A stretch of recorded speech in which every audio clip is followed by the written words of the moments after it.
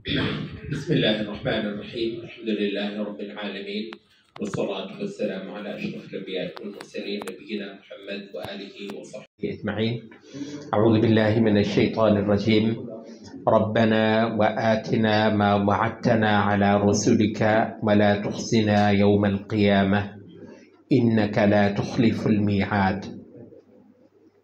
ربنا اے ہمارے رب، وآتنا اور دے ہم کو، عطا فرما ہم کو، ما موصولہ ہے جو، وعدتا تو نے وعدہ کیا، نا ہم سے، علی رسولک، اس کی دو تفسیریں ہوئی ہیں علی رسولک، تو اس بنیاد پر دو الگ الگ ترجمے بنیں گے۔ امام ابن کثیر نے کہا کہ ایک مضاف اس میں بہرحال معذوف ہے، علی رسولک، اپنے رسولوں پر، تو نے جو ہم سے وعدہ کیا اپنے رسولوں پر، اپنے رسولوں پر وعدہ کیا، کیا مطلب؟ تو وہ کہتے ہیں لازماً رسول سے پہلے کوئی مضاف جو ہے وہ محذوف ہے۔ اب کیا مضاف محذوف ہے؟ کہتے ہیں کہ بعض نے کہا کہ یہ ہے تصدیق، علی تصدیق رسولک، اے اللہ تیرے رسولوں کے تصدیق کرنے پر جو تو نے ہم سے وعدہ فرمایا ہے، ٹھیک ہے۔ اچھا، دوسرا کہتے ہیں کہ دوسرا قول یہ ہے کہ علی السنۃ رسولک، جو تو نے وعدہ فرمایا ہے اپنے رسولوں کی زبان پر، اپنے رسولوں کی زبانوں سے، اپنے رسولوں کی ذریعے سے، مطلب ہے جو تو نے ہم سے وعدہ فرمایا ہے۔ امام ابن کثیر کہتے ہیں دوسرا قول قوی تر ہے، اس وجہ سے ہم ترجمہ رہے ہیں، لیکن آپ کو پتہ ہے بہت سارے ترجموں میں اصل میں جو فرق ہوتا ہے وہ تفسیر کی وجہ سے فرق ہوتا ہے۔ سلف میں سے کسی نے اس کی یہ تفسیر کی ہے تو اب جب ترجمہ آپ کرنے لگیں گے تو آپ ترجمہ کچھ اور کریں گے، دوسرے قول کی طرف جائیں گے تو اس کی بنیاد پر ترجمہ کچھ اور ہو جائے گا۔ اچھا، تو ایک ترجمہ یہ ہو گیا کہ اے اللہ اور ہم کو عطا فرما وہ جو تو نے ہم سے وعدہ فرما رکھا ہے اپنے رسولوں کی تصدیق پر۔ دوسرا ترجمہ اے اللہ اور ہم کو عطا فرما وہ جو تو نے ہم سے وعدہ فرما رکھا ہے اپنے رسولوں کی زبان پر۔ ولا تخزنا، اور نہ رسوا کر ہم کو، اخزا یخزی، خزی یہ کا مطلب ہوتا ہے رسوائی، ولا تخزی اور نہ رسوا کرنا ہم کو، ولا تخزنا اور نہ رسوا کرنا ہم کو، یوم القیامہ، قیامت کے دن، انکا یقیناً تو، لا تخلف نہیں خلاف کرتا، لا تخلف نہیں خلاف کرتا، نہیں خلاف ورزی کرتا، المیعاد وعدے کی، المیعاد وعدے کی۔ پوری آیت کا ترجمہ ہو گیا اے اللہ اور تو عطا فرما ہم کو وہ جو تو نے ہم سے وعدہ فرما رکھا ہے اپنے رسولوں کی زبان پر، اور ہم کو رسوا نہ کرنا قیامت کے دن، یقیناً تو وعدے کی خلاف ورزی نہیں فرماتا۔ یہ جو ایک مناجات بیان آئی ہے ان آیات کے اندر، اس کا یہ اختتامی جملہ ہے یہ، اور یہ 5ویں بار ربنا یہاں پر آیا ہے۔ بعض مفسرین نے حضرت جعفر صادق رحمہ اللہ کا، یہ آپ کو دیکھیے ان کو اپنا امام کہتے ہیں، حالانکہ یہ سارے ہمارے امام ہیں، سب یہ سنت پر ہیں، توحید پر ہیں، تو ان کا ایک قول لے کر آئے ہیں، کہتے ہیں کہ انہوں نے کہا کہ جو بندہ اللہ تعالیٰ کو 5 بار ربنا کہہ کر پکارے گا اللہ تعالیٰ اس کی دعا ضرور سنے گا۔ تو لوگوں نے کہا جی آپ یہ کیسے کہہ رہے ہیں؟ کہنے لگے کہ سورۃ آل عمران پڑھ لو، 5 بار انہوں نے ربنا کہا، اس کے بعد اگلی آیت کیا ہے وہ ہم اس بار نہیں پڑھیں گے، فاستجاب لہم، تب اللہ نے ان کی سن لی، فاستجاب لہم، تو کہتے ہیں 5 بار آپ اللہ کو اے ہمارے پروردگار، اے ہمارے پیدا کرنے والے، اے ہمارے رب، یہ کہہ کر 5 بار آپ اللہ رب العزت کو پکارتے ہیں۔ اچھا، تو 5 بار یہ پکارا ہے، اور پچھلی آیت کا خاصہ یہ ہے، پچھلی آیت جو ہم نے پڑھی تھی اس میں ربنا 2 بار ہے، 2 بار انہوں نے اپنے رب کو آواز دی ہے، پچھلی آیت دیکھیے نا، آپ نے ربنا اننا سمعنا پہلے آیا، پھر بعد میں دوبارہ آیا ربنا فاغفر لنا ذنوبنا، تو 2 بار ایک ہی آیت کے اندر ربنا آیا ہے۔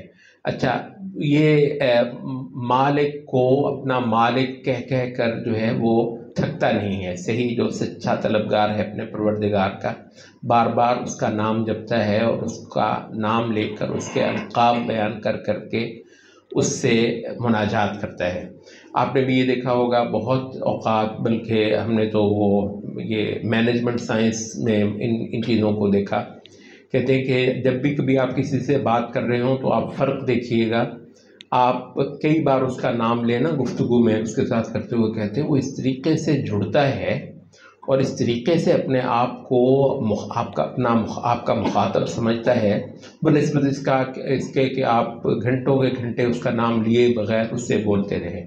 اچھا، تو میدان میں مخاطب کا نام لینا جو ہے خود بولنے والے کے حق میں بھی اور جس سے بات کی جا رہی اس کے بھی حق میں بھی، دونوں کے معاملے میں مخاطب کے القاب کا بار بار ذکر کرنا، اس کے جو کچھ اچھے نام ہیں جن حوالوں سے وہ جانا پہچانا جاتا ہے ان کو ذکر کر کے بیان کرنا، تو یہ کہتے ہیں کہ بہت زیادہ مؤثر ہے مانگنے والے کے حق میں بھی اور جس سے مانگا جا رہا ہے اس کے حق میں بھی۔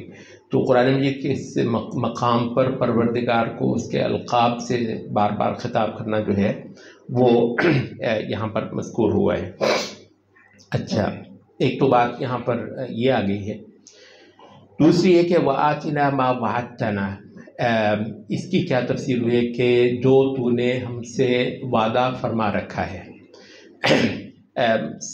متقدمین کی بہت ساری تفاسیر میں انہوں نے کہا کہ یہ اللہ تعالیٰ نے جو وعدہ فرما رکھا ہے اس میں آخرت میں اللہ رب العزت کی جنت، اللہ تعالیٰ کی جو نوازشیں ہیں آخرت میں ہونے والی ہیں وہ، اور دنیا میں کافروں کے اوپر نصرت، دنیا میں کافروں کے اوپر نصرت۔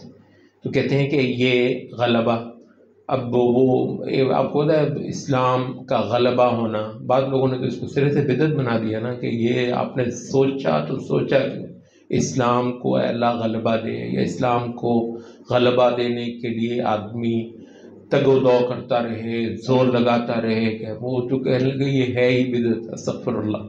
تو اچھا، اس کا بے شمار مقامات پر اس کا ذکر بھی ہے، اور متقدمین کی تفاسیر میں، ابھی ہم آج کے دور کی وہ نہیں کر رہے کہ جی وہ آج کے دور کے لوگوں نے نا وہ زیادہ ہی کر دیا، ظاہر سی بات ہے۔ دیکھیے کہ جس دور کے اندر مسلمانوں پر یہ حال گزرا جو آج گزر رہا ہے، آپ کو معلوم ہے یہ سرے سے مسلمانوں کے لیے ناقابل تصور تھا، بالکل ناقابل تصور تھا۔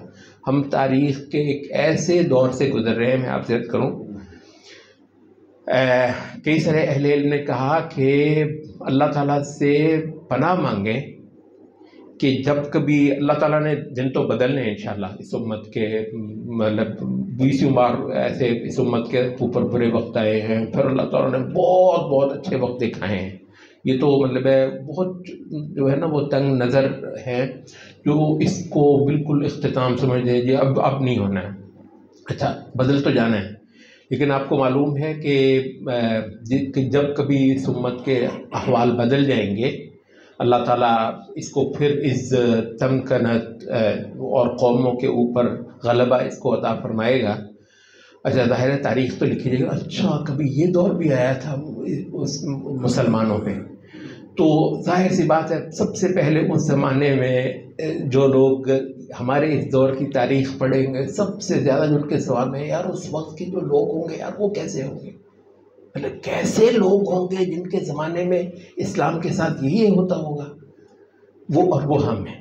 آپ کو پتہ ہے وہ ہم ہیں، اتنا بڑا یہ لمحہ فکریہ ہے، مطلب ہے یہ راتوں کی نیند حرام کر دینے والی بات ہے اور بیٹھے کو اٹھا دینے والی بات ہے۔ اللہ تعالیٰ کا وعدہ تو اپنے بندوں کے ساتھ بالکل سچا ہے، لیکن ظاہر ہے کہ وہ کچھ چیزوں کے ساتھ مشروط ہے۔ تو اس وجہ سے وہ کہتے ہیں کہ یہ ہمارے اس دور کے اندر جو ہے وہ غیر معمولی طور پر مسلمانوں پہ جو برے احوال آئے ہیں، تو کوئی بڑی بات نہیں ہے کہ بہت سارے مسلمین کے ہاں غلبہ اسلام کی بات کثرت سے ہو جائے۔ اچھا، یہ درست ہے کہ اسلام کا غلبہ ہونا، اسلام کو حاکم بنانا معاشروں کے اوپر، کہنے لگے جی حکومت اسلام اور حکومت یہ کہاں سے بدعت آپ نے نکالی ہے؟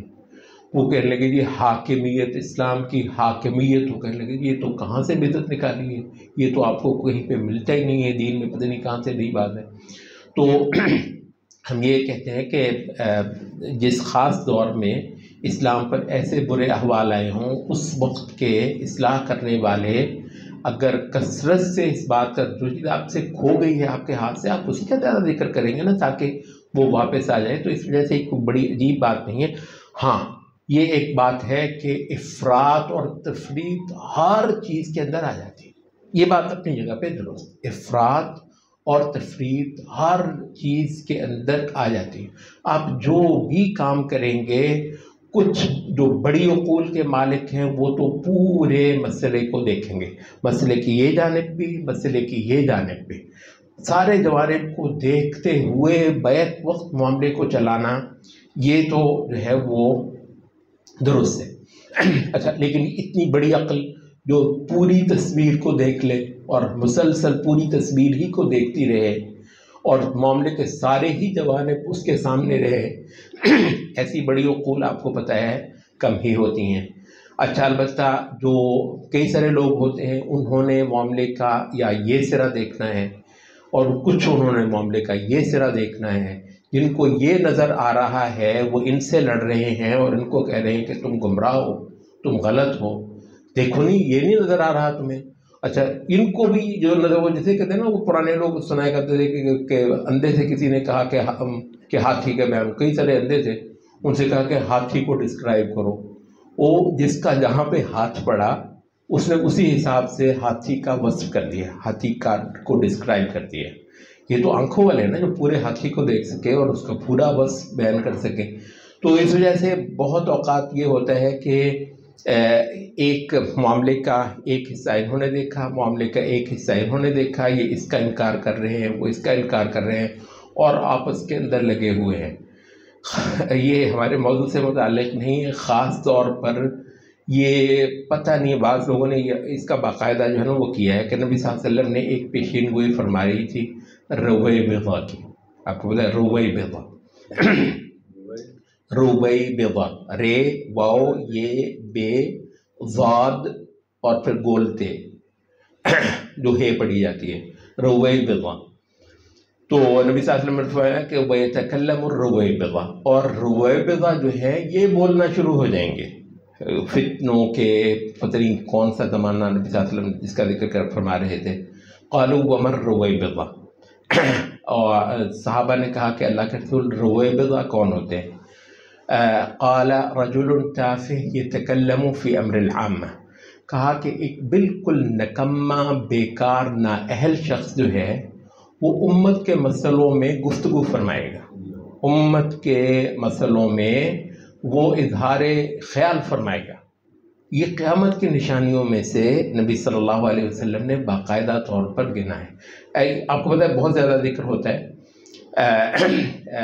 یہ اس حدیث کا، اس کا میں تھوڑے سے لغوی بھی بات ہوں۔ یہ ربض جو ہے نا بنیادی طور پر کوڑے کو کہتے ہیں، ربض جو ہے مرابض کوڑے کی جگہ، مطلب یہ جو بالکل گلیوں میں کوڑا کرکٹ جہاں پر ہوتا ہے نا، تو اس سے وہ یہ رویبضہ جو ہے نا نکلا ہے، یعنی بالکل یہ انگریزی میں ایک لفظ چلتا ہے لے مین، سنا ہوگا آپ نے، لے مین، مطلب یہ گلیوں بازاروں کا آدمی، گلیوں بازاروں کا آدمی۔ یہ اس ایک اور بھی لفظ بولتے ہیں اس کے لیے، سوق عربی میں بولتے ہیں، اردو میں بھی سوقیانہ کا لفظ بولتے ہیں، سوق بازار کو کہتے ہیں۔ بازاروں میں رہنے والا جو بندہ ہے، کیا کام ہے اس کا؟ علم اور حکمت اور دانائی، کتابوں کے اندر جن لوگوں نے برسوں کے برس گزارے ہیں، اچھا کیا مطلب یہ وہ کام کرے؟ تو اس وجہ سے قیامت کی نشانیوں میں سے یہ ہے کہ بالکل نااہل لوگ جن کو کوئی علم کے اندر کوئی رسوخ حاصل نہ ہو، وہ لوگ امت کے معاملات میں اظہار خیال فرمائیں گے۔ اور اس وقت وہ کہتے ہیں کہ اس کا جتنا اطلاق جو ہے سوشل میڈیا وہ ہر بندے کے پاس چینل ہے، ہر بندے کے پاس ایک عدد اکاؤنٹ ہے، اور بسا اوقات جو ہے وہ بعضوں کی فالوئنگ جو ہے وہ تھاؤزنڈ میں کیا ملینز میں بڑے آرام سے ہوتی ہے، اور جو اس بندے کی فالوئنگ ہو وہ سمجھتا ہے کہ مجھے تو حق ہے بولنے کا، تو مطلب وہ بولنا۔ اچھا معاملہ کیا ہے، ہم سمجھاتے چلے تھے کہ افراط اور تفریط کی بڑی وجہ کیا ہوتی ہے؟ اس کی بڑی وجہ یہ ہوتی ہے کہ معاملے کو پورا نہ دیکھ پانا، ٹھیک ہے، ایک حصے کو دیکھا دوسرے کو نہیں دیکھ پایا یا کم دیکھ پایا، وہ اس کی نظر سے اوجھل ہو گیا، تو اس وجہ سے چوٹیں لڑ رہی ہیں اور حق کے مختلف اجزاء کا انکار ہو رہا ہے۔ اسی کو جو ہے نا وہ کہا ہے کہ افتؤمنون ببعض الکتاب وتکفرون ببعض۔ اچھا تو غلبہ اسلام کے حوالے سے بھی ہم جو افراط اور تفریط ہے، تاکہ آپ کو اندازہ ہو میں کیوں یہ عرض کر رہا ہوں۔ اچھا وہ کسی بندے نے کسی کی توحید ٹھیک کروانے کی کوشش کی، توحید میں بھی تو بگاڑا ہے ہوا ہے، اتنا تھوڑی ہے کہ صرف غلبہ نہیں ہے ہمارے پاس، لوگوں کی تو توحید کا ستیہ ناش ہوا پڑا ہے۔ اچھا تو کسی نے کسی کی توحید ٹھیک کروانے کی کوشش کی، اور تمہیں یہ پڑی ہوئی ہے، تمہیں پتہ ہے اسلام کا غلبہ نہیں ہے، غلبے کی کوشش کرو۔ اچھا توحید میں ٹھیک کروا لوں اس کی؟ نہیں، اس کی کوئی ضرورت نہیں، غلبے کی فکر کرو۔ یہ ہے افراط، ٹھیک ہے، یہ بھی مطلب وہ ہے۔ بہت سارا جو ہے نا وہ خرابیاں برائیاں ہم روک رہے ہیں، ان کو ٹھیک کر رہے ہیں، تو انہوں نے کہا یہ تمہیں یہ کیا پڑی، سب کچھ چھوڑ دو۔ تو اس وجہ سے یہ درست ہے کہ غلبہ کی یا مسلمانوں کو اللہ تعالیٰ کافروں پر فتح دے، نصر من اللہ و فتح قریب، یہ ہے وہ چیز جس کا سورۃ الصف میں بھی ذکر ہے، اخریٰ تحبونها۔ تو وہ جو ہے نا کہ تم کو اللہ تعالیٰ جنتیں عطا فرمائے گا اور اپنی رضامندی عطا فرمائے گا، وہ تو پہلے ذکر ہے۔ وہ اخریٰ، اور ایک اور بات ہے تحبونها، تمہیں پسند وہ بھی بہت ہے، تمہیں بہت اس کی چاہت ہے، نصر من اللہ و فتح قریب، اللہ تعالیٰ کی طرف سے نصر اور فتح جو ہے۔ تو نصر اور فتح جو ہے یہ اسلام کے ساتھ آتی ہے، اسلام کے ساتھ آتی ہے، اس کا باقاعدہ اللہ رب العزت نے وعدہ فرمایا ہوا ہے۔ جس دور کے اندر یہ مفقود ہو گئی ہو، اس وقت دور کے مصلحین کے بیانیہ میں یہ کثرت سے آ گئی ہو، چاہے مولوی صاحب کو اس کی پرواہ نہ ہو۔ مولوی صاحب کا مدرسہ ٹھیک چل رہا ہے الحمدللہ، اور مدرسے کے چندے بہت اچھے آ رہے ہیں، تو مسئلہ کیا ہے دین کو، ٹھیک ہے، خرابی کہاں ہے، مسئلہ کیا ہے؟ ہاں پریشانی ہوگی جس دن مدرسوں پہ یا مطلب یہ جو مولوی صاحب کے جو سورسز آف انکم ہیں ان پہ اگر کسی وقت زیادہ، پھر اسلام بہت خطرے میں پڑ جائے گا، پھر تو بہت زیادہ خطرے میں پڑ جائے گا۔ مدارس ہمیں بھی بہت عزیز ہیں، جیسے کیسے بھی ہیں، بہرحال مدارس کے دم سے ہی جتنا کچھ مسلمانوں کو علم دین کا حاصل ہے، ان مدارس ہمیں بھی بہت عزیز ہیں، بہت ہمیں جو ہے ان کی قدر ہے، یہ الگ بات ہے۔ لیکن ہم دیکھتے ہیں ان مدارس کو اسلام کے مفاد کی نظر سے، لیکن یہ کچھ مخصوص طبقے ہیں وہ دیکھتے ہیں اپنی مطلب انکم کے، ہر مدرسہ ایک فیکٹری ہے، میں معذرت خواہ ہوں اس پہ، ہر مطلب جیسے کسی صنعت کار کو اپنی جو ہے نا صنعت کی یا اپنی فیکٹری کی مطلب فکر ہوتی ہے، اسی طریقے سے مدرسہ جو ہے نا وہ ایک ریونیو جنریٹنگ چیز بنی ہوئی ہے۔ معذرت خواہ ہوں ان ساری باتوں پہ۔ تو اس وجہ سے وہ اسلام کے ساتھ جو بھی ہوتا رہے، مولوی صاحب کو کیا پرواہ ہے؟ مطلب یہ جو ہمارا معروف بیانیہ ہے وہ کہاں سے نشر ہوگا؟ وہ ان ممبروں سے نشر ہوگا، ان محرابوں سے نظر ہوگا۔ تصور کریں کہ جس دور کے اندر اسلام پر یہ حالات گزرے ہیں، اس وقت تو لوگ دیوانے ہو جانے چاہیے۔ اس وقت کا جو بیانیہ ہے بے انتہا لوگوں کو ڈسپریٹ کر دینا چاہیے کہ مسلمانوں تم سے کتنی بڑی نعمت تھی جو صدیوں تک تم کو حاصل رہی، کوئی کافر تم کو نہیں ڈرا سکتا تھا، کوئی کافر تم کو ذلیل نہیں کر سکتا تھا، اور کافر جو ہے وہ تم کو جزیہ دیتے تھے۔ یہ ابھی پچھلے دنوں میں پڑھ رہا تھا، کہتے ہیں کہ یونائٹڈ اسٹیٹس، آپ کو امریکہ جو ہے بہت متاخرہ صدیوں میں دریافت ہوا ہے نا، پھر ظاہر ہے ان کی حکومت وغیرہ بنی، یہ جس کو یونائٹڈ اسٹیٹس کہتے ہیں، یہ اس معنی کی جو باقاعدہ ایک دولت بنی ہوئی ہے۔ کہتے ہیں کہ تاریخ میں اس نے صرف ایک ملک کو جزیہ دیا ہے، اس یونائٹڈ اسٹیٹس آف امریکہ نے صرف ایک ملک کو جزیہ دے رکھا ہوا ہے، اور اس کا نام ہے خلافت عثمانیہ۔ خلافت عثمانیہ اس سے جزیہ لیتی رہی، مطلب یہ جو مطلب مسلمانوں کو انہوں نے کیا ڈرانا ہے؟ مسلمانوں کو تو یہ جزیہ دیتے تھے، حتیٰ یعطوا الجزیۃ عن ید وہم صاغرون، ذلیل ہو کر، مطلب ہے جزیہ۔ بعض فقہاء نے کہا بھی کہ جب وہ عام طور پر دیتے ہوئے نبی صلی اللہ علیہ وسلم نے فرمایا نا کہ الید العلیٰ خیر من الید السفلیٰ، دینے والا ہاتھ اوپر والا ہاتھ نیچے والے ہاتھ سے بہتر ہے۔ کیا مطلب ہے اس کا؟ اس کی حدیث کی شرح کرنے والوں نے کہا کہ دیتے ہوئے آپ نے ظاہر سکے جب دینے ہیں تو آپ کا ہاتھ اوپر ہوتا ہے اور لینے والے کا ہاتھ جو ہے وہ ایسے ہوتا ہے، نیچے ہوتا ہے۔ تو فرمایا کہ دینے والا، اس کا ترجمہ ہم کرتے ہیں دینے والا ہاتھ، ورنہ نبی صلی اللہ علیہ وسلم نے لفظ کیا بولے؟ اوپر والا ہاتھ۔ اوپر والا ہاتھ نیچے والے ہاتھ سے افضل ہے۔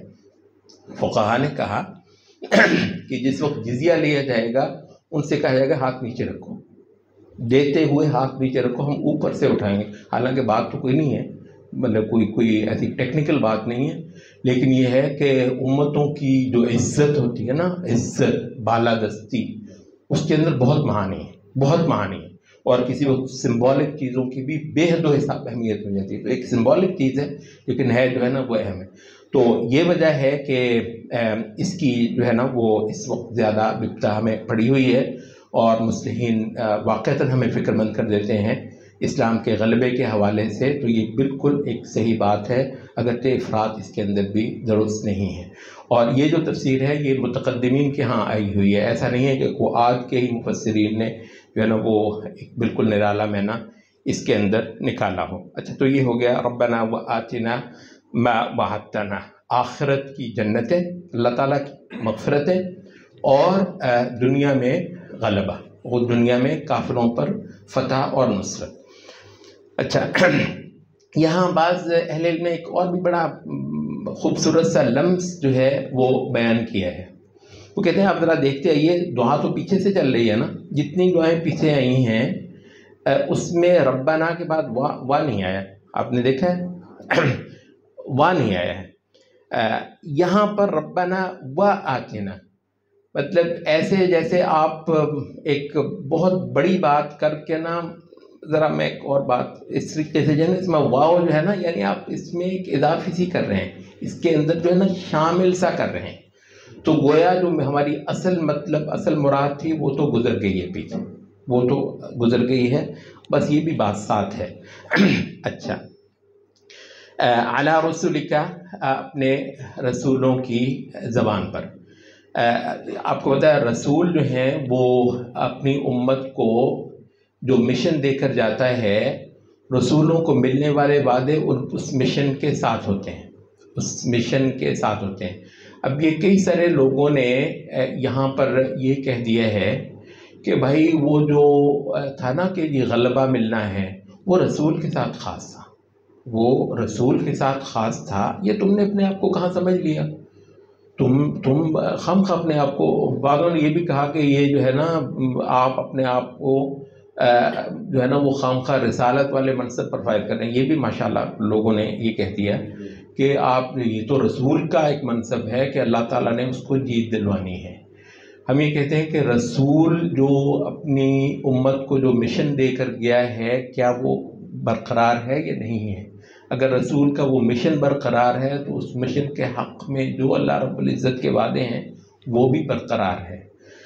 اچھا، یہ تو ہے اس کا ایک اصولی جواب، لیکن ہم یہ کہتے ہیں کہ تاریخ جو ہے نا وہ بھی آپ کو ضرور پڑھنی چاہیے، تاریخ سے بھی بعض چیزوں کے جواب آپ کو ضرور مل جاتے ہیں۔ آپ کو معلوم ہے کہ ویسے بعض علماء نے یہ ایک شام کے ایک عالم ہیں شیخ محمد العبدہ، انہوں نے ایک کتاب لکھی ہے بڑی خوبصورتی پر، میرا دل آیا کہ اس کا ترجمہ کر دیا جائے، هل يعيد التاریخ نفسہ، کیا تاریخ اپنے آپ کو دہرائے گی؟ یہ اس عنوان سے نا انہوں نے ایک کتاب لکھی ہوئی ہے۔ اچھا، انہوں نے اس سارے مضمون کو جوڑا ہے حضرت حذیفہ رضی اللہ عنہ والی ایک حدیث کے ساتھ، بڑی مشہور ہے، آپ نے سن رکھی ہوگی، کہ وہ کہتے ہیں کہ لوگ نبی صلی اللہ علیہ وسلم سے خیر کے بارے میں دریافت کیا کرتے تھے، میں نبی صلی اللہ علیہ وسلم سے شر کے بارے میں دریافت کیا کرتا تھا، مخافۃ ان یدرکنی، اس ڈر سے کہ کہیں شر مجھے آ نہ لے، شر مجھ کو پا نہ لے۔ اور ہم نے بہت بار کہا کہ حضرت حذیفہ جو ہے شر اور فتنوں کے اوپر ایکسپرٹ صحابی ہیں. سب سے بڑا حوالہ فتنوں کے متعلق حضرت حذیفہ رضی اللہ عنہ ہے. تو وہ انہوں نے جو ہے وہ کہا کہ اللہ کے رسول انا کنا فی جاہلیت و شر، اللہ کے رسول ہم ایک جاہلیت میں اور شر میں تھے. فجاءنا اللہ عز وجل بهذا الخیر، تو اللہ تعالیٰ یہ ساری خیر آپ کے ذریعے سے ہمیں ہمارے پاس لے آیا. فہل بعد هذا الخیر من شر، کیا اس خیر کے بعد بھی کوئی شر ہے؟ آپ نے فرمایا کہ ہاں اس کے بعد شر ہے. اچھا، تو کہا کہ فہل بعد هذا الشر من خیر، کیا اس کے بعد اس شر کے بعد بھی کوئی خیر ہے؟ آپ نے فرمایا کہ ہاں وہ فیہ دخن، اور اس کے اندر البتہ کچھ دخن دھوئیں کو کہتے ہیں، کچھ جو ہے نا وہ آلودگی ہوگی، کچھ پولوشن ہوگی. اتنا صاف ستھرا جو صحابہ کے دور کی وہ جو تھی نا خیر اور اسلام کی فتح اور اسلام کا جو ہے وہ سکہ چلنا، اس طرح نہیں ہوگا. مطلب کچھ اس کے اندر آلودگی ہوگی. ابھی نبی صلی اللہ علیہ وسلم خود فرما رہے ہیں کہ نعم، ہاں خیر ہوگی. وہ فیہ دخن، اور اس کے اندر البتہ کچھ پولوشن ہوگی، کچھ آلودگی ہوگی. آج کل لاہور کہتے ہیں آلودگی کی بہت بری لپیٹ میں ہے. جی ہاں، اچھا، اللہ تعالیٰ حفاظت کرے مسلمانوں کی. اچھا، تو کہا کہ پھر اس خیر کے بعد کوئی شر بھی ہوگا. آپ نے فرمایا کہ ہاں اس کے بعد ایک شر بھی ہوگا. بس ایسے لوگ ہوں گے جو سیدھا لوگوں کو دوزخ کی طرف ہانک رہے ہوں گے. اچھا، تو نا وہ شیخ محمد العبدہ اس حدیث کو بنیاد بنا کر وہ کہتے ہیں کہ یہ جو صحابہ وغیرہ کے ذریعے سے جو خیر آئی تھی تقریباً جو ہے یہ عباسی دور کے 100 سال کے بعد، یعنی آپ یہ کہہ لیجئے کہ سن 230-40 ہجری میں عباسی امپائر جو ہے وہ خاصی حد تک بالکل برائے نام سے رہ گئی تھی. اچھا، وہ کہتے ہیں کہ یہ 30ویں صدی ہجری چل رہی ہے نا، سن 230 کیا ہوگا، 30ویں صدی ہجری ہوگی نا. 30ویں صدی ہجری میں کہتے ہیں کیا ہوا کہ قرامطہ نے سر اٹھایا، بحرین سے اٹھے یہ بدکار، جزیرہ عرب تقریباً سارا لے گئے. اور یہ ایسے خبیث تھے، آپ کو پتہ ہے وہ کل پرسوں بھی مجھ سے بندہ پوچھ رہا تھا کہ جی حجر اسود بھی چوری ہو گیا تھا. ہم نے کہا تاریخ ہے، بہرحال وہ کوئی 12-14 سال ایسا رہا. یہ خبیث انہوں نے حج کو موقوف کیا، کہتے ہیں 2 سال لوگ چوری چھپے حج کیا ہوگا لوگوں نے. اب مطلب حج نہیں ہونے دیا، حجر اسود کو اکھاڑا، بحرین لے گئے. اب اس کے بعد آپ ان کی خباثت کو آپ اندازہ کر سکتے ہیں، مطلب وہ مسلمان کتنا ہی بدعمل کیوں نہ ہو یہ جرأت کر سکتا ہے بھلا. اچھا، یہ قرامطہ تھے. اچھا، اس کے بعد کہتے ہیں کہ یہ فاطمی آگے. یہ فاطمی انہوں نے پہلے مراکش لیا، مراکش سے یہ فتوحات کرتے کرتے مصر تک آ گئے، بعد میں انہوں نے شام بھی لے لیا. اور یہ جو ہے نا یہ اسماعیلیہ انہی کی نسل ہے. اس آج کل یہ اسماعیلیہ جو ہے نا، اسماعیلی اور بحری ان کے 2 فرقے ہیں. تو یہ جو اثنا عشری شیعہ ہیں ان کی بھی کوئی سپرلیٹو ڈگری ہے. بہت زیادہ مطلب رافضیت ان کے اندر وہ تھی، بہت زیادہ گمراہ تھے یہ لوگ.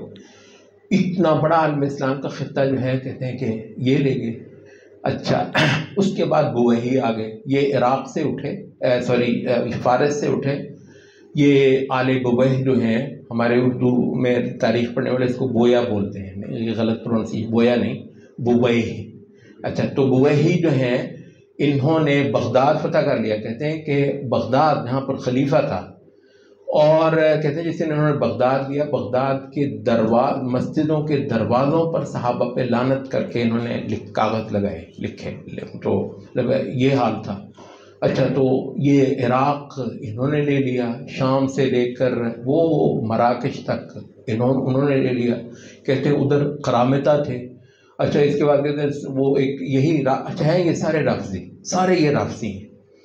تو اس کے بعد کہتے ہیں کہ یہ صلیحی تھے، یہ بھی رافضی تھے، انہوں نے یمن لے لیا.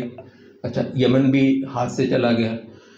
تو کہتے ہیں کہ یہ وہ وقت تھا کہ جو محدثین تھے، ائمہ سنت تھے، چھپتے پھرتے تھے، کہاں جائیں. ساری دنیا جو ہے عالم اسلام کی ساری زمین جو ہے ان بدماشوں کے ہتھے چڑھ گئی ہے.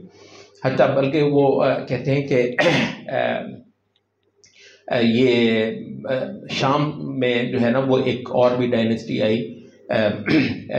یہ ابو فراس الحمدانی وغیرہ، یہ لوگ جو ہیں یہ بھی کہتے ہیں کہ ان کے اندر بھی خاصی شیعیت تھی لیکن باقیوں کی نسبت تھوڑے بہتر تھے۔ اچھا، وہ کہتے ہیں کہ اس کے بعد ایک بار تو بالکل گھٹا ٹوپ اندھیرا ہو گیا۔ وہ کہتے ہیں یہ ہے وہ شر جو نبی صلی اللہ علیہ وسلم نے فرمایا تھا کہ اس خیر کے بعد آئے گا، اور ابھی حضرت حذیفہ نے پوچھا تھا کہ اس کے بعد بھی کوئی خیر آئے گی؟ کہتے ہیں اللہ کا دیکھنا کیا ہوا کہ جب بالکل ایسا گھٹا ٹوپ اندھیرا چھا گیا تو اللہ تعالیٰ نے ایک طرف تو غزنویوں کو کھڑا کر دیا، یہ سنی تھے۔ یہ امام ابن کثیر نے بھی محمود غزنوی کی اتنی البدایہ والنہایہ میں اتنی تعریف کی ہے، اس کو جو ہے نا وہ سلطان من سلاطین السنہ کہتے ہیں، اہل سنت کے سلطانوں میں سے ایک سلطان، مطلب محمود غزنوی کے لیے وہ لکھتے ہیں۔ بلکہ بعض اوروں نے بھی وہ لکھا، اتنا زیادہ وہ بندہ توحید کا وہ تھا، کہتے ہیں اس نے جو ہے نا ایک جگہ پہ رافضہ کا اقتدار ختم کیا۔ محمود غزنوی آپ کو ملتان میں یہ فاطمی خلافت کا، فاطمی رافضی خلافت کا باقاعدہ خطبہ پڑھا جاتا تھا ملتان میں، اور جس کو ہم ملتان کہتے ہیں نا تقریباً یہ سندھ بڑا حصہ اسی کے وہ تھا، یہ کیپٹل تھا اس کا۔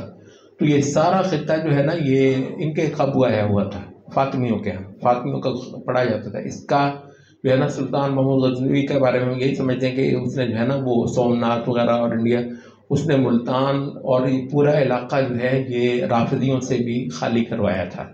اچھا، ختم کہتے ہیں ایک جگہ پر معتزلہ کا اقتدار تھا، ان کا اقتدار توڑا، اور ان کا جو کوئی وہ تھا گرو، اس کی ایک بہت قیمتی خچر تھی، تو کہتے ہیں کہ وہ خچر اس نے لی تو کہنے لگا، پوچھا کہ اس وقت کا سب سے بڑا سنت کا امام کون ہے؟ مجھے ذہن میں نہیں یا کہ کس کا نام لیا انہوں نے۔ کہتے ہیں وہ خچر جو ہے اس کو تحفے پہ طور پہ بھیجی، کہتا میں جو ہے نا کل اس پر بدعت کا امام سوار ہوتا تھا، اب اس پر سنت کا امام سوار ہوگا۔ مطلب آپ ذرا تصور کریں ایک بندے کا سنت سے تمسک جو ہے وہ کیا ہے۔ اور عالم اسلام کا بہت بڑا خطہ، یہ سینٹرل ایشیا کا خاصا بڑا حصہ اور ہند جو ہے اس نے فتح کیا۔ اس کے ساتھ کہتے ہیں کہ سلاجقہ جو ہیں، سلجوق کی پتہ نہیں، یہ سارے اہل سنت ہیں، یہ سنی تھے۔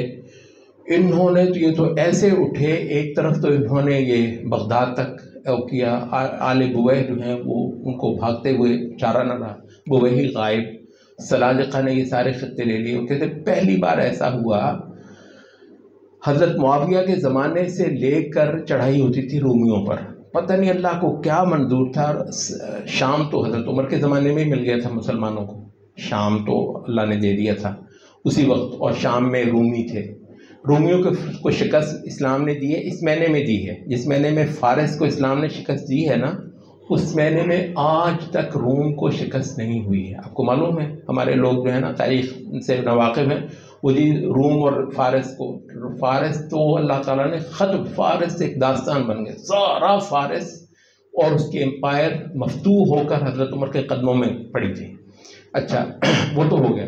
روم جو تھا یہ انہوں نے شام کو اپنا گرمیوں کا کیپٹل بنایا ہوا تھا۔ اچھا، شام تو اللہ تعالیٰ نے دے دیا مسلمانوں کو، یہ پیچھے چلے گئے، یہ اس کو آپ استنبول کہتے ہیں۔ اچھا، ویسے تھے یہ اٹلی سے، روم سے۔ اچھا، تو یہ جو جس کو ایشیائی کوچر کہتے ہیں، مائنر ایشیا، اس ترکی کا بڑا حصہ، ترکی کا جو ایشیائی حصہ ہے وہ مائنر ایشیا کہلاتا ہے۔ یہ جو ہے نا وہ بحر اسود اور بحر ابیض کے بیچ میں ایک خطہ آتا ہے۔ اچھا، حضرت معاویہ کے زمانے سے جو ہے نا وہ یورشیں ہوئیں، یہ خطہ اسلام کو نہیں ملا۔ اس کے بعد پھر یہ امویوں کے دور میں ہوئیں، پھر عباسیوں نے بھی بہت بار کوششیں کی، یہ مائنر ایشیا مسلمانوں کو نہیں ملا۔ مائنر ایشیا کو فتح کیا سلجوقیوں نے، اور اللہ تعالیٰ نے ایسی ان کو طاقت دی، یہ انتھک لوگ تھے، یہ اصلاً ترک تھے، سلاجقہ بھی ترک تھے، غزنوی بھی ترک تھے، غزنوی پٹھانی ہوتے، وہ جو محمود غزنوی والے جو یہ ترکی تھے، تو یہ سب جو ہے نا وہ سنی تھے۔ کہتے اس کے بعد پھر یہ سلجوکیوں کے متصل بعد جو ہیں یہ زنگی آ گئے.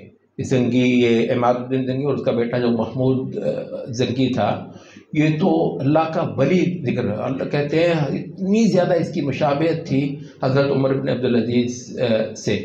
اچھا، تو اس نے تو اتنی بڑی سنت کی وہ کی. پھر اس کے ساتھ ہی یہ ایوبی آ گئے. ایوبی بھی سنی تھے. آپ کو پتہ ہے یہ جو مصر میں فاطمی خلافت، فاطمی رافضی خلافت تھی، اس کو ختم کس نے کیا ہے؟ صلاح الدین ایوبی کا صرف ایک کارنامہ ذکر کیا جاتا ہے ہمارے یہاں کثرت سے، کہ اس نے صلیبیوں کو شکست دے کر جو ہے نا بیت المقدس واپس لیا تھا. بہت کم لوگ جانتے ہیں کہ اس سے پہلے اس نے مصر میں فاطمی خلافت کو ختم کر کے اور بغداد کی سنی خلافت کا خطبہ بحال کروا کے مصر کے اندر، اور مصر اور شام کو اکٹھا کر کے پھر یہ ممکن ہوا تھا کہ بیت المقدس جو صلیبیوں کے ساتھ وہ جنگ کرے، بیت المقدس اللہ واپس دے. تو اس کا ایک بڑا کارنامہ یہ ہے کہ مصر میں اس نے اس کا جو ہے نا وہ خاتمہ کیا. اچھا، یہ اس کے بعد پھر ممالک آ گئے. اب یہ سارے سنی ہیں اور یہ رافضیت کی ساری اندھیری ختم ہو گئی. سارا یہ جو تھا نا اتنا بڑا کالا انقلاب جو آیا ہوا تھا، یہ اللہ نے بالکل ختم کروا دیا. اور پھر ان ممالک کے بعد آگے عثمانیوں نے تو یوں یورپ پر وہ کیے. یورپ کا یہ ہنگری، بلغاریہ، چیکوسلواکیہ، یہ مشرقی یورپ کے بہت خطے جو ہیں آپ کو پتہ ہے بالکل اثر نو ہوئے.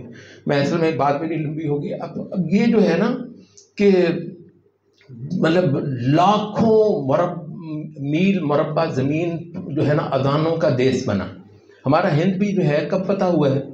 یعنی صحابہ کے دور میں فتح ہوا ہے. ہمارا ٹھیک ہے وہ تابعین کے دور میں فتح ہوا، محمد بن قاسم سندھ کچھ حصہ تھا. ہند ایٹ لارج کب فتح ہوا ہے؟ ہند ایٹ محمود غزنوی کے اس میں بعد میں غوری وغیرہ. محمود غزنوی کون سا ہے؟ یہ 4 صدی ہجری کا ہے. 4 صدی ہجری کا ہے. صحابہ وغیرہ کے صدیوں بعد ہے. اچھا، تو میرا اصل میں کہنے کا مطلب کیا ہے کہ اس دین کی نصرت تاریخ میں بھی ہم دیکھیں تو بار بار اللہ نے کی ہے. بار بار اللہ نے اس امت کی نصرت. جب بھی کچھ لوگ اٹھے ہیں سنت پر، جب بھی کچھ لوگ اٹھے ہیں وہ ان جو بدعتی ٹولے ہیں مطلب ان کے اقتدار سے ہٹ کر جب اٹھے ہیں، اللہ تعالیٰ نے اس امت کی مدد کی ہے. تو یہ جو یورپ فتح، ایسٹ یورپ، مشرقی یورپ جو فتح ہوا ہے نا، یہ صحابہ کے دور کا واقعہ نہیں ہے، بلکہ ہم نے کہا یہ جو مائنر ایشیا ہے یہی فتح نہیں ہوا. صحابہ کے زمانے میں کسی وجہ سے اللہ کو نہیں تو منظور مائنر ایشیا صحابہ کے زمانے میں حالانکہ چڑھائیاں کی ہیں، نہیں ہوا ہے. مائنر ایشیا کو سلجوکیوں نے فتح کیا ہے، صدیوں بعد آئے ہیں صحابہ سے. تو جو میرا اصل میں وہ ایسے تاریخ کی کیسے وہ ذکر ہو گئے. لیکن دیکھیں بات یہ ہے کہ تاریخ کو پڑھنا بہت ضروری ہے. بلکہ ہمارے بعض اہل علم نے کہا کہ نوجوانوں کے اندر کے مسلمان کو جگانے کے لیے آپ کے پاس 2 ٹول ہیں. ایک اس کو اسلام کا عقیدہ پڑھائیں، دوسرا اس کو اسلام کی تاریخ پڑھائیں. عقیدہ اتنی اہم ہے. تاریخ وہ جو اقبال کا بہت بڑا کنٹریبیوشن بلا کیا ہے، بہت بڑا کیا ہے کہ وہ جو تاریخ میں جو ایک مسلمان پایا جاتا تھا اس نے اس کو پڑھوا دیا. مطلب وہ لوگوں کو پتہ چلا کہ ہم کون ہیں. اس وجہ سے حالانکہ اس ڈرامے میں کوئی حقیقت نہیں ہے. یہ جو ارطغرل وغیرہ ڈرامہ جو ہے نا بہت چلا، سارا کچھ ایسے ہی مطلب ادھر ادھر کی کوئی مطلب کوئی کانٹینٹ ریل تو ہے ہی نہیں ارطغرل کے بارے میں تاریخی طور پر زیادہ. لیکن پتہ نہیں وہ پھر بھی وہ ڈرامہ بازی جو ہوتی ہے. لیکن عملاً کیا ہوا ہے کہ وہ میرے پاس ایک مزدور ایک دن آیا وہ تو کہنا سر جی آپ نے وہ ڈرامہ دیکھا ہے؟ میں نے کہا میں تو نہیں دیکھا. آپ نے کچھ دیکھا ہی نہیں؟ پھر سر جی میری تو آنکھیں کھل گئی ہیں. تو اچھا وہ مجھے سنانے لگا کہ مسلمان یوں ہوتے تھے. میں نے کہا خدا ہے. تو امام ابن تیمیہ بھی کہتے ہیں کہ بسا اوقات ضعیف حدیثیں سنا کر بھی لوگوں کے اندر ایمان جاگ جاتا ہے. تو کہتے ہیں بہرحال یہ اس حد تک قابل قدر ہی ہے کہ کسی کا ایمان جاگ جائے. ضعیف حدیثوں سے ہی جاگ، اگر ڈراموں سے ہی جاگ کے ہے تو بھی بہرحال یہ ہے کہ مطلب ایک پیش رفت تو ہے. تو مسلمان کو جگانے کا مطلب یہ ایک بہت بڑا ٹول ہے. اس کو دین اسلام کا عقیدہ پڑھائیے، دوسرا اس کو اسلام کی تاریخ. تو جو بندہ تاریخ پڑھتا ہے اس کو پتہ چلتا ہے کہ جیسے بنی اسرائیل کی تاریخ میں بار بار نشیب و فراز ہے. ایک بار نہیں، پھر آیا، پھر گرے، پھر اٹھے، پھر گرے، پھر اٹھے. جب بھی آپ اٹھیں گے اللہ کی نصرت کا وعدہ انشاءاللہ آپ کے لیے ہے. تو اصل میں یہ تھا کہ ربنا وآتنا ما وعدتنا علی رسولک، رسول اللہ کا مشن اگر قیامت تک کے لیے باقی ہے تو اس مشن کے ساتھ جو وعدے ہیں وہ بھی انشاءاللہ قیامت تک کے لیے باقی ہیں۔ البتہ ایک بات جو ہے وہ بڑی اہم ہے اور مفسرین اس کو باقاعدہ بیان کیا ہے، وہ ہم اس کو بھی ٹچ کرتے ہیں، اور اس کے اندر جو ہے نا وہ آپ کو وہ بات بھی مل جائے گی جو یہاں پر اشکال پیدا ہوتا ہے۔ خیر اس سے پہلے ایک اور بات کرتے ہیں، وَلَا تُخْزِنَا يَوْمَ الْقِيَامَةِ، اور اللہ قیامت کے دن ہم کو رسوا نہ کرنا۔ اچھا، آپ یہاں پر یہ دیکھتے ہیں کہ یہ رسوائی کی بات پہلے بھی دعا میں گزر چکی ہے۔ آپ نے دیکھا ہے پہلے پیچھے آیت گزری ہے کہ ربنا انک من تدخل النار فقد اخزیتہ۔ اچھا، اب یہ دوبارہ یہ آئی ہے۔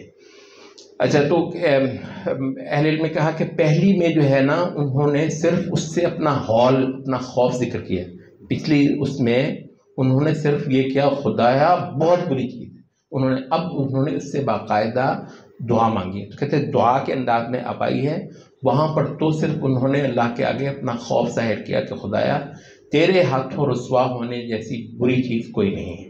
اچھا، یہاں پر امام ابن کثیر ایک اثر لے کر آئے ہیں کہ قیامت کے دن اللہ رب العزت جس کو رسوا کرے گا پوری مخلوق کے آگے، اس کا کوئی ایسا تکلیف ہوگی انسان کو، ایسی تکلیف ہوگی کہ اس کی خواہش ہوگی کہ اس سے بہتر ہے مجھے دوزخ میں بھیج دیا جائے۔ یہ باقاعدہ اثر لے کر آئے ہیں امام ابن کثیر اس آیت کے نیچے۔ یعنی اللہ کے ہاتھ، اللہ کسی کو ڈانٹے، کسی کو، وہ ایسا نہیں ہے جیسے مطلب ایسے کیا فرق پڑتا ہے، چوٹ تو نہیں نا آئی، استغفر اللہ، مطلب اس میں نہیں، اللہ تعالیٰ کا کسی کو رسوا کرنا، کسی کو سرزنش کرنا، کسی کو برا کہنا اتنا برا ہے کہ انسان کو دوزخ اس کے مقابلے میں کم لگے گی۔ تو یہ ہے کہ وَلَا تُخْزِنَا يَوْمَ الْقِيَامَةِ، خدایا تو ہم کو قیامت کے دن رسوا نہ کرنا۔ اچھا، جو اصل یہاں پر اشکال آیا ہے وہ یہ ہے کہ اِنَّكَ لَا تُخْلِفُ الْمِيعَادَ، اے اللہ تو وعدے کی خلاف ورزی کرنے والا نہیں ہے۔ اچھا، تو جو اشکال آیا ہے تقریباً اکثر مفسرین نے اس کا ذکر کیا ہے کہ اشکال یہاں پر یہ ہے کہ بھی اللہ نے اگر ایک شے کا وعدہ کیا ہوا ہے تو پھر اس کے لیے دعا کرنے کی کیا تک ہے؟ مطلب اللہ نے وعدہ ہی کر رکھا ہوا ہے تو پھر اس کے لیے آپ دعا کیوں کریں گے؟ ٹھیک ہے، دعا اس وقت کریں گے جب ایک چیز کا اللہ نے مطلب وعدہ نہیں کیا، اپنے ذمہ نہیں لیا ہوا ہے، جب ایک چیز اپنے ذمہ لے لی ہوئی ہے تو وہ تو اللہ نے کرنی ہے۔ کہتے ہیں کہ یہاں پر اشکال کیا ہے؟ اس کے کئی سارے جواب اہل تفسیر نے دیے ہیں، لیکن اس میں جو سب سے اچھا اور زبردست جو جواب ہے وہ کہتے ہیں یہ ہے کہ یہ وعدہ ہے اللہ تعالیٰ کا ایک اصولی وعدہ ہے، اللہ تعالیٰ کا ایک اصولی وعدہ ہے کہ میں اپنے رسولوں کے پیچھے کھڑے ہونے والوں کو لازماً نصرت دوں گا، ٹھیک ہے، اور آخرت میں لازماً ان کی مغفرت کر دوں گا۔ اچھا، تو کہتے ہیں کہ مگر یہ کلیئر نہیں ہے کہ ہم وہ ہیں یا نہیں ہیں۔ وہ اپنے حق میں یہ دعا کر رہے ہیں، اللہ نے تو ایک اصولی وعدہ کیا، وہ کہتا ہے خدایا ہم کو ان وہ والے کر دے جن پر جو واقعتاً اس وعدے کے اہل ہوتے ہیں۔ اس وجہ سے انہوں نے کہا کہ اصل میں یہ توفیق کی دعا ہے، اصل میں یہ توفیق کی دعا ہے۔ اللہ تعالیٰ کا وعدہ ہے ایک اصولی، مگر اللہ عین میں ہی وہ شخص ہوں کہ جس پر یا جس کے لیے اسلام والی نصرت جو ہے نا تھی ہمارے ہی دور میں، ہمارے ہی ہاتھوں یا اللہ یہ کروا دے۔ اب اس کا تو کوئی وعدہ نہیں نا اللہ کی طرف سے، اس کی تو کوئی یقین دہانی نہیں کہ میں تم سے کرواؤں گا، بلکہ کہا کہ یذھبکم ویأتی بقوم آخرین، اللہ چاہے تو تم کو بالکل کر دیں، ان تتولوا یستبدل قوما غیرکم، اگر تم میرے دین کے کام نہ آئے، یستبدل قوما غیرکم، میں اوروں کو لے آؤں گا، ثم لا یکونوا امثالکم، پھر وہ تمہاری طرح نہیں ہوں گے، وہ بہت اعلیٰ ہوں گے۔ تو اللہ تعالیٰ کو اپنا کام لینا ہے، ہمارے ذریعے لے لے، اور اگر ہم اس قابل نہیں ہیں تو اللہ پھر کسی اور کے ذریعے سے لے گا۔ تو کہتے ہیں یہ ہے ہمارے خدایا یہ ہم سے ہی کروا دے، خدایا یہ ہم سے ہی کروا دے، ہمیں ہی یہ تو یہ ہے، کہتے ہیں اس اشکال کا جواب کہ اصل میں یہ توفیق کی دعا ہے، ایک اصولی وعدے کو جو ہے نا وہ کیا، تو اللہ تعالیٰ تو واقعتاً اپنے وعدے کی خلاف ورزی نہیں کرتا۔ اب آخری یہاں پر ایک اور بات بعض اہل علم کی ہے، یہ وہ ہے کہ اللہ تعالیٰ کا آپ کو اس سے معتزلہ نے استدلال کیا ہے اس آیت سے، انک لا تخلف المیعاد، کہ تو اپنے وعدے کی خلاف ورزی جو ہے وہ نہیں کرتا. اچھا، تو معتزلہ نے یہ استدلال کیا ہے. آپ کو وہ کہتے ہیں کہ کبائر کا ارتکاب کرنے والے لازماً دوزخ میں جائیں گے، لازماً دوزخ میں جائیں گے. اچھا، بلکہ دلچسپ بات ہے، معتزلہ کے جو اصول خمسہ سن رکھے ہیں آپ نے، معتزلہ کے 5 جو مبادی ہیں، 5 پرنسپلز ہیں، 5 اصول خمسہ کہتے ہیں معتزلہ کے. اچھا، سب سے پہلا ہے، لیکن آپ حیران ہو جاتے ہیں، بظاہر ایسا مزیدار لگتے ہیں یار سبحان اللہ. سب سے پہلا اصول ہے توحید. اچھا، تو آپ تو خوش ہیں توحید. دوسرا اصول کیا ہے؟ عدل. یہ بھی بہت اچھی بات ہے. یہ ویسے وہ کہتے ہیں کہ یہ آج کل جو ہے نا وہ ایک بات چل رہی ہے کہ ایک بہت ہی بھیانک حقیقت کو خوبصورت لفظوں میں مطلب کر دینا، بیان کر دینا. یہ کہتے ہیں دور حاضر کا خاصہ ہم کہتے ہیں آپ نے معتزلہ کو نہیں دیکھا. تو ورنہ یہ ہے کہ یہ سبقت آپ معتزلہ ہی کی مانتے.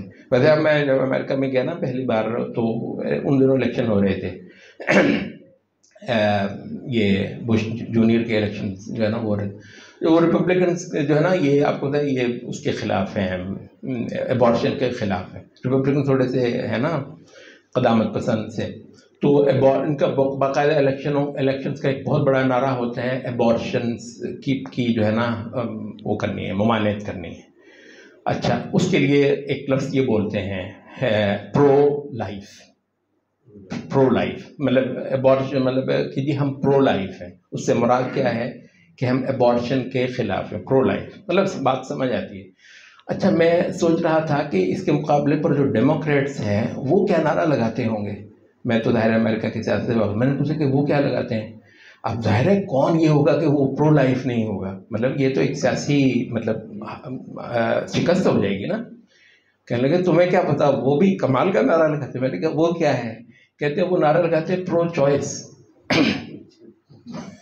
پرو چوائس یعنی وہ جان لیں گے اس پیٹ میں ماں کے بچے کی، نام کیا خوبصورت دیں گے، پرو چوائس. میں نے کہا یار بات تو ہے، یعنی اتنی جلدی تھوڑی آپ ہار جاتے ہیں، تو آپ لفظوں سے بھی پورا لڑتے ہیں لفظوں.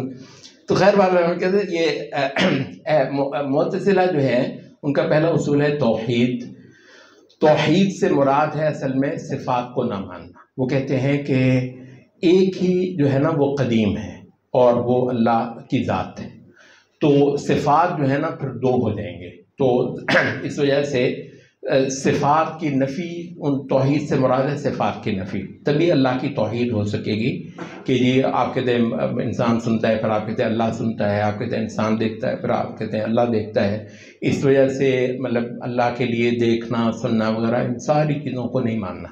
یہ تو اللہ تعالیٰ کی صفات کا ایک طریقے سے انکار، یہ ہے توحید. اچھا، عدل جو ہے وہ کیا ہے؟ تقدیر کا انکار. کہتے ہیں یہ نہ ظلم ہے کہ اللہ تعالیٰ جو ہے نا وہ بندوں کے افعال کا خالق ہو، کسی کو ہدایت دے اور کسی کو گمراہ کرے. آپ کو ہوتا ہے یہدی بہ کثیرا ویضل بہ کثیرا. اب اللہ تعالیٰ ہدایت دیتا ہے، اللہ تعالیٰ گمراہ کرتا ہے. کہتے ہیں نہیں یہ بات نہیں، اللہ گمراہ کرتا ہے یہ تو پھر ناانصافی ہوگی. اللہ گمراہ کرے گا تو پھر ہدایت کیسے مل سکے گی کسی کو؟ اس وجہ سے اللہ گمراہ نہیں کرتا. اچھا، اللہ تعالیٰ جو ہے نا وہ کفر کا خالق نہیں ہو سکتا. اللہ تعالیٰ معصیت کا، نافرمانی کا، بدی کا خالق اللہ نہیں ہو سکتا. تو تقدیر، تو عدل کتنا زبردست سلوگن ہے، لیکن اس سے مراد کیا ہے؟ تقدیر کا انکار. اچھا، تیسرا ان کا اصول ہے انفاذ الوعید، جو ہماری اس سے متعلق ہے.